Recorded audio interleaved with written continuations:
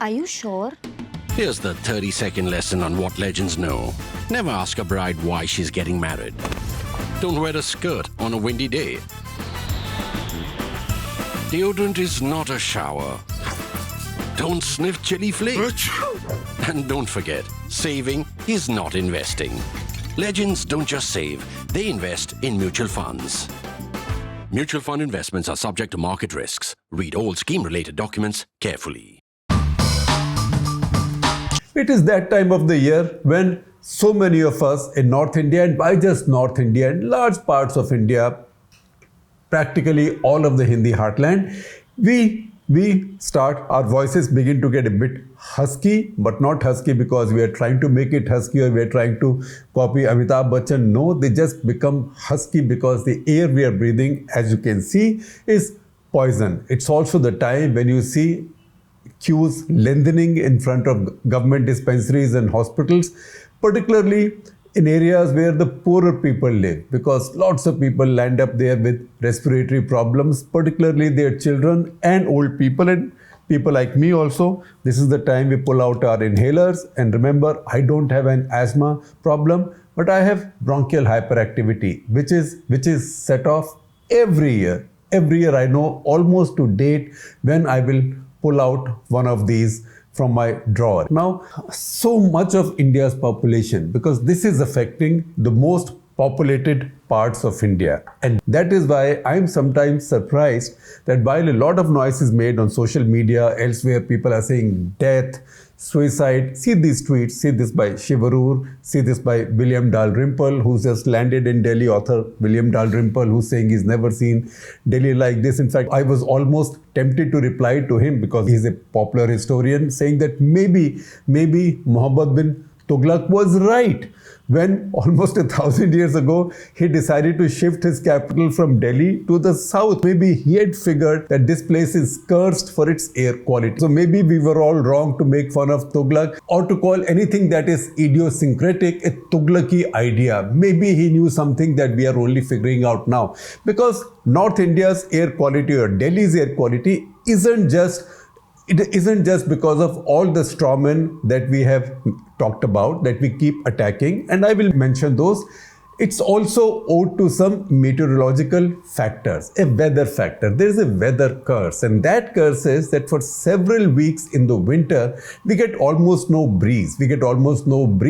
Which means all the pollutants that come out, they hang on top of us.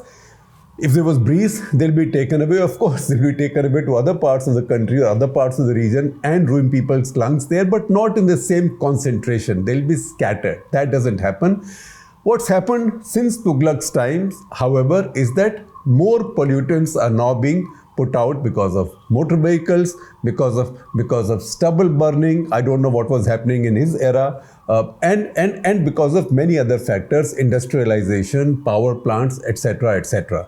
So that is the problem, and that's why every year I noticed come November, and there is an episode in 1 year. In fact, there were 2 episodes of Cut the Clutter talking about the same problem. So one I have listed, episode 305, 1st November 2019, episode 315, 13th November 2019, episode 614, again 9th November 2020, then episode 878, 15th November 2021, and 2022 actually was a very bad year. As bad as this one, if not worse on some days, and probably I also got tired or fed up. Also because I found that while people make all this noise on social media and elsewhere, but those who are well-to-do then shoot off to Goa or Mussoorie or Shimla or Hyderabad or Pune or one of these places, while the rest stay back in Delhi. So once people know that they found a way around, also by buying more and more air purifiers or putting air purifiers in their cars, then they think, all right, I'm sorted. Why should I bother about the rest? And that's the reason, barring these 2 weeks, this issue does not acquire the urgency it would need to find some solutions. Now, today, some people have gone to court. Supreme Court will now scream at some people. Hindi channels will say Supreme Court ने सब उच्चतम न्यायालय ने फटकार लगाई.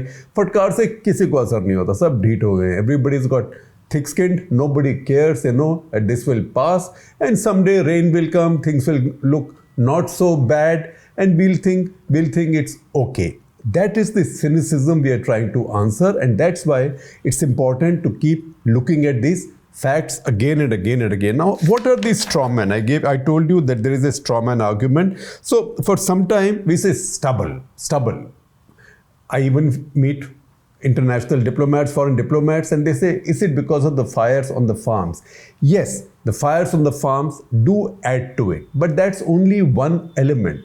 All of this air quality that you see, all of this poison that you see in the air is not because of stubble burning in any case. In any case, stubble burning will have an impact for about 2 weeks, max 3 weeks, because what are the farmers doing? They are quickly burning the stubble from their paddy fields to get it ready for wheat, because they have only that much time. Already, many have planted their wheat. So, it's about 2 or 3 weeks yet. Yes, it looks very ugly in pictures. It looks very ugly when you take the video cameras there, and it is ugly. It does cause a lot of damage, but it's not the primary reason our air is so bad consistently. And as we go along, I will tell you how our air is so bad consistently across the year.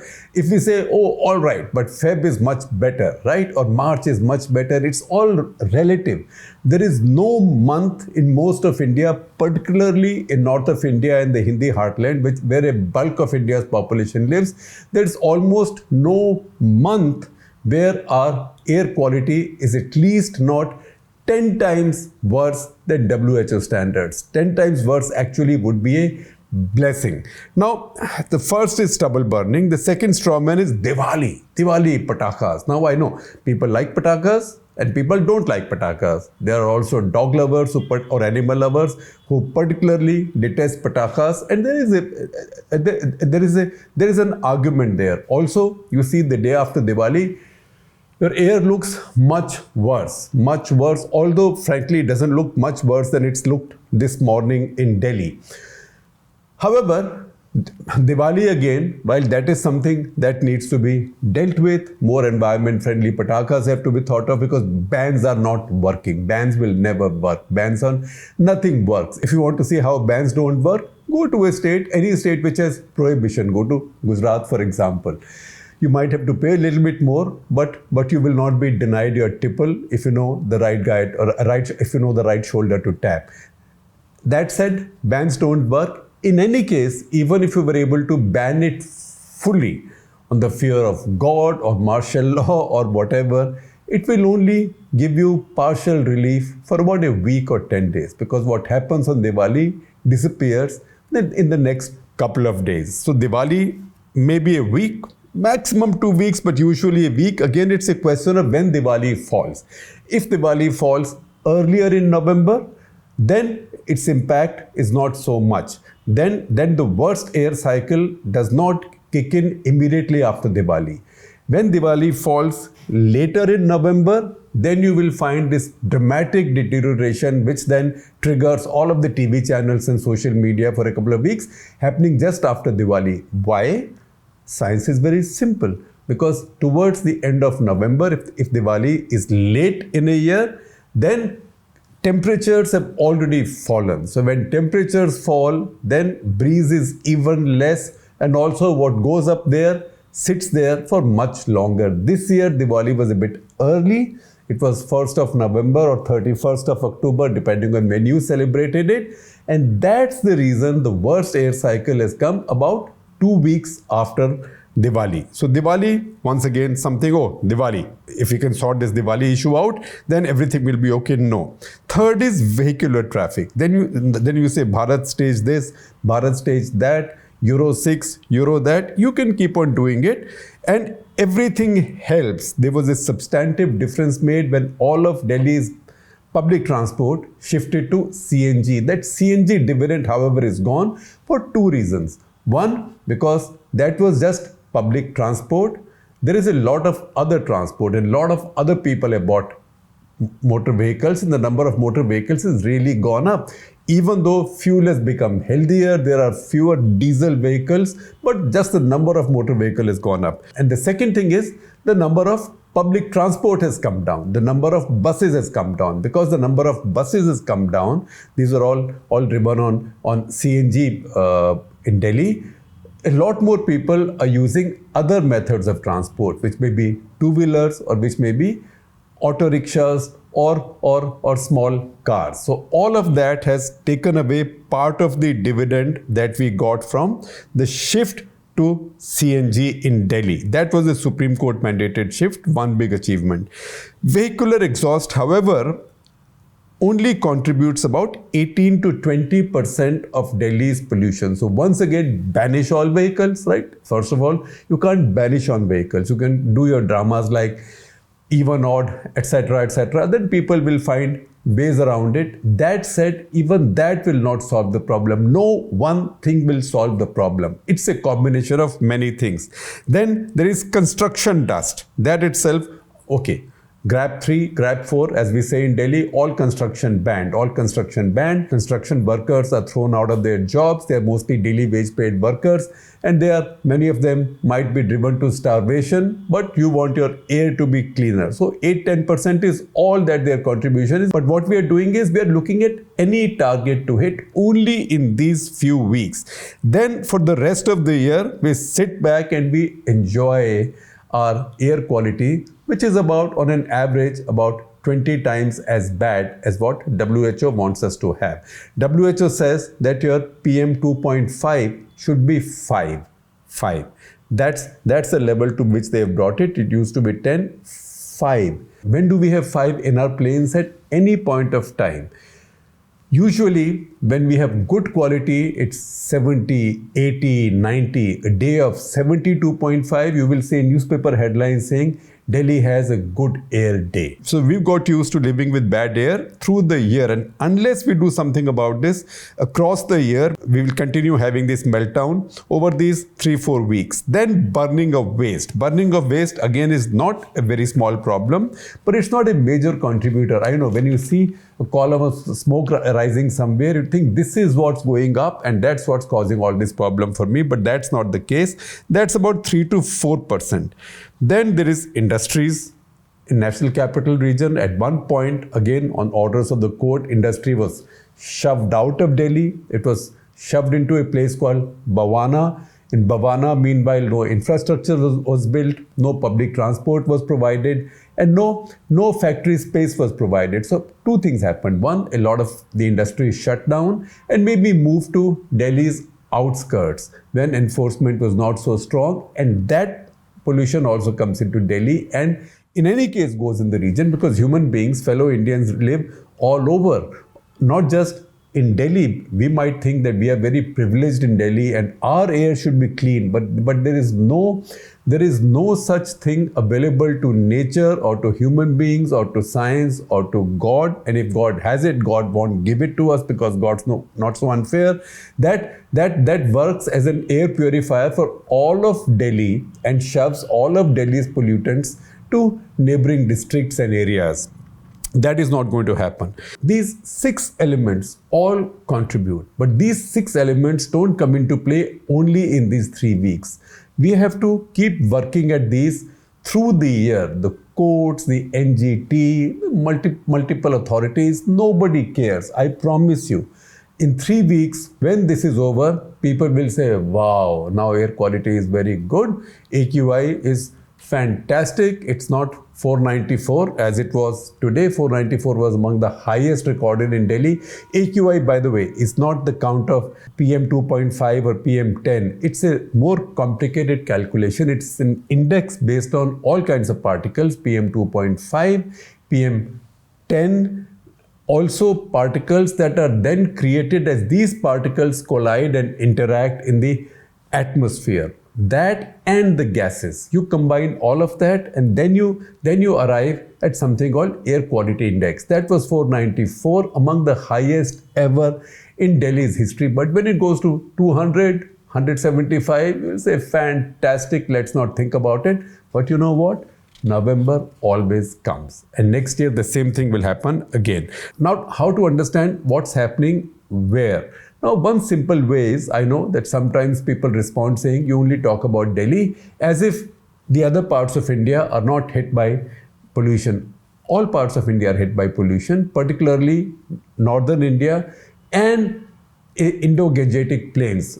Instead of saying the Hindi heartland, let me just say Indo-Gangetic plains, because they are part of the same weather system. As you get closer to the coastal areas, they have the benefit of the breeze coming in from the seas. Sometimes they also get very polluted. Mumbai gets very polluted sometimes, but that is for short periods. Otherwise, they are not at emergency level, as North India or Indo-Gangetic plains tend to be. The other problem with Indo-Gangetic plains is that this is intensively cultivated. Now, intensively cultivated, the implication is not just that stubble is burnt, it's also that between the crops, this massive landmass is dry. It's dry, and this dust is then kicked up. Also, our rivers are monsoonal rivers. Now, increasingly, they are defined as 12-month rivers, but usually they have water during the monsoon, or they have very narrow channels when there is no monsoon. So they have wide floodplains from which also dust is kicked up. So a lot of our pollution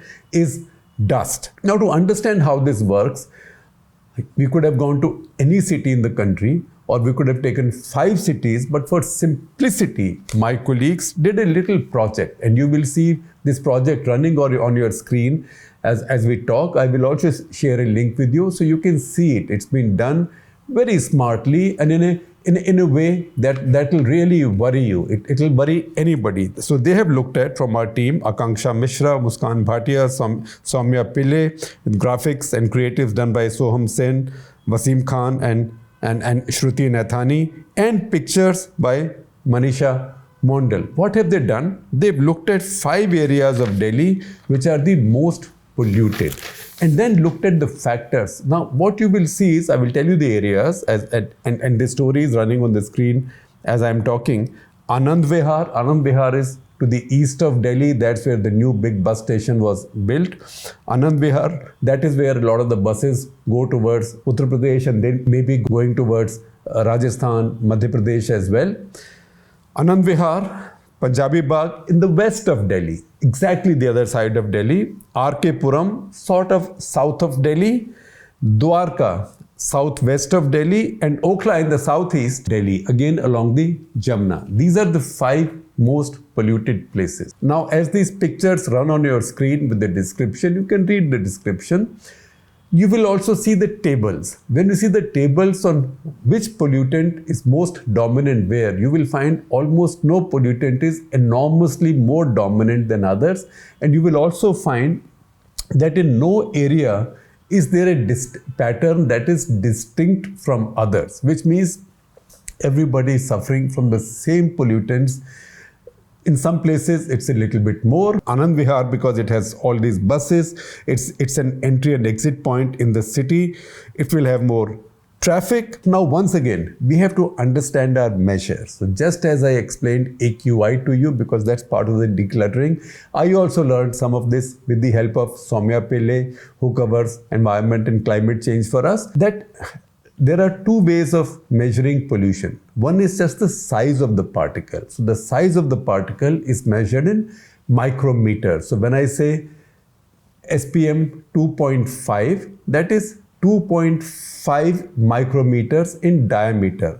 I mean, this is a lot in diameter. As I told you, it's 1/30th the breadth of a human hair. At the same time, PM10, you can just multiply by 4. So it's 7.5 times less than the breadth of a human hair. That is how thin these particles are. So that we explained to you. The other measure with the same particles is their volume. So how much of it is there? So we know how small this particle is. That is significant, because smaller the particle, the more capable it is of being absorbed in our system. So SPM 2.5 is absorbed through our lungs into our bloodstream. And now there are lots of new studies that tell you that this is one of the major reasons why the incidence of heart attacks and strokes, particularly strokes, is going up in India.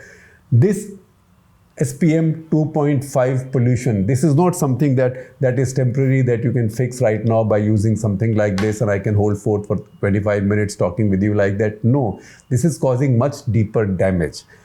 Bigger particles do other kinds of damage because that is more immediate and more visible. However, what also matters is how much of it is available, because you will always run into some SPM 2.5. How much of it exists in a cubic meter. So cubic meter is a sizable space. That is the measure that WHO uses to rank cities for pollution. So first of all, see what does WHO say by way of ranking cities in terms of 2.5, SPM 2.5 pollution by way of volume per cubic meter. Usme kitna hai? When you go to a room like this, right, how much of it you will find? In those WHO rankings of the most polluted places in India, the pride of place, the champion is Gwalior, right? It's not even very close to Delhi. It's way to the southwest of Delhi. So Gwalior, 176. Allahabad, again, I'm telling you, this is not something that is confined to Delhi. Never make that mistake. Allahabad, Patna, number 3, Raipur, number 4. See how far this has gone now into Chhattisgarh. Raipur, number 4, that far into Patna. Raipur, number 4.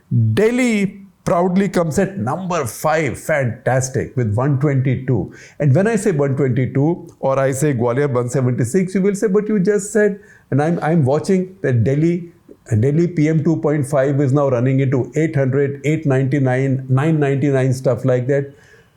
No, the WHO calculation is the average across an entire year. That's the reason I said that if WHO says that maximum that a human being should endure by way of SPM 2.5 is 5, our average for the year for Delhi is 122, for Gwalior it's 176, and for Allahabad, Patna, Raipur between 176 and 122, and just close behind, very close behind then Ludhiana, Kanpur, Khanna in Punjab, Lucknow, Firozabad not far from Delhi but in Uttar Pradesh, and Firozabad is 113. So all of this is bunched together. All of us are getting asphyxiated and our lungs are getting violated through the year. This is not just a seasonal thing. Please don't make that mistake. Even Firozabad, which is at the bottom of this top 10 of the bad guys, is 23 times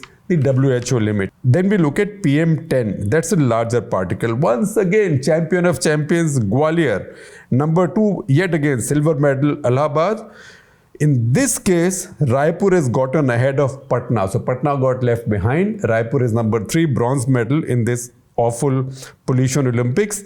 Delhi is number 4, improved, quote unquote, improved one step from number 5 at 229. Gwalior at 329, Delhi at 229, and then usual suspects, Ludhiana, Kanpur, Khanna, Firozabad, Lucknow, Amritsar. So this is all of North India. This is the entire region in which almost 70% of India's population lives. So please don't be delusional. This is not about a few weeks and this is not about Delhi. Now you might say, oh, this is in India. Maybe it's not so bad looking at the international picture. So these are the rankings according to AQI by WHO in the world rankings. Now it's AQI, not SPM this, SPM that. No 2.5 or 10 or this and that. This is a combination of 2.5 and 10 and the particles that are created as particles collide with each other and interact, and gases. So that is how we get AQI. So AQI terms, the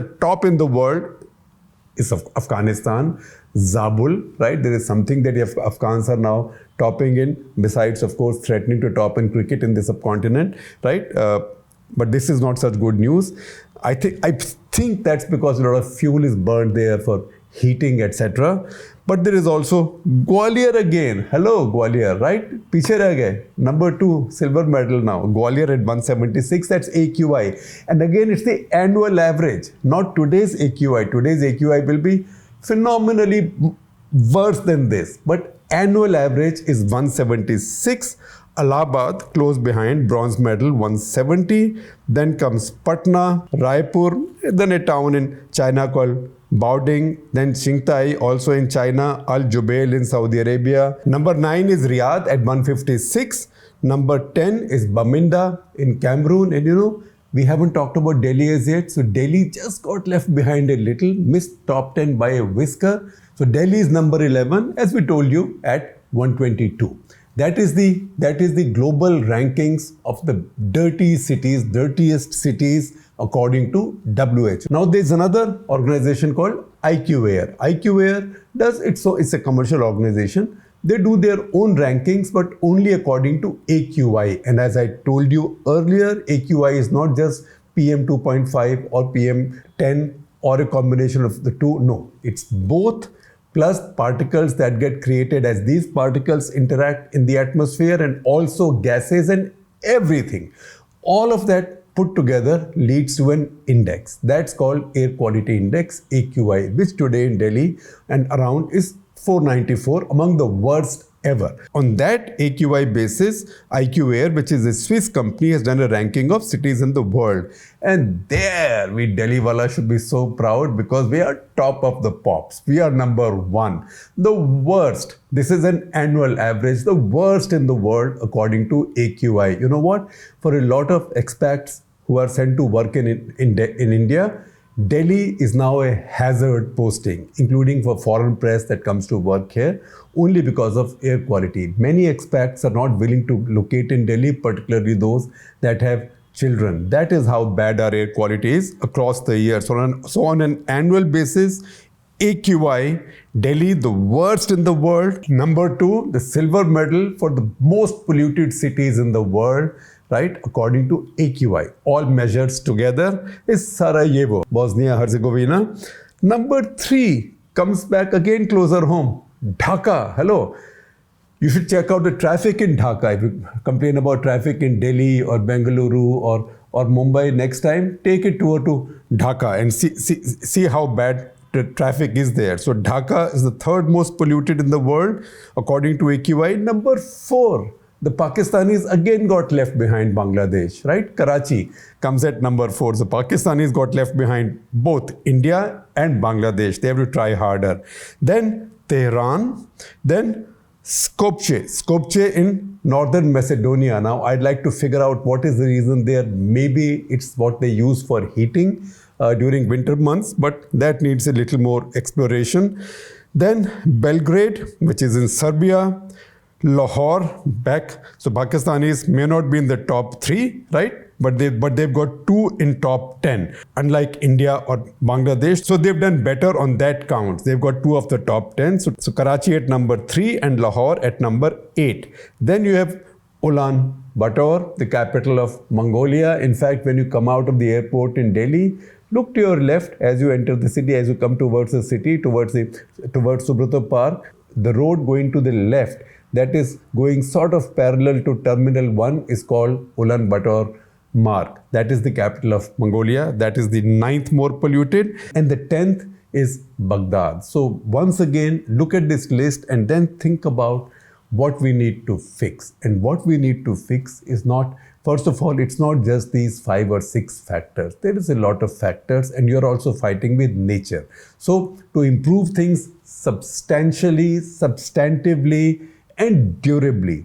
one, you have to fight all these factors and also work on other areas. For example, greening the Aravallis, doing something about the Yamuna and Ganga floodplains. What can be done about them is a different story, but at least along the cities, major cities, as has been done in most of the world, some kind of channelization. I know this will upset a lot of environmentalists, but that is the norm across the world. Big rivers are channelized along thickly populated areas, and what that does is that reduces the amount of dust or sand that can be kicked up. All those are radical solutions, but radical solutions are needed, and those solutions have to be employed across the year, because we complain about these 3 or 4 weeks. These 3 or 4 weeks will go. After this, the fog season will come when flights will pile up, because then temperature will cool down, some rains will come, there will be moisture in the air, so same particles will then bind with moisture and hang in your air, and the visibility will go down. Then we'll talk about fog, and then we'll forget all about it until next November.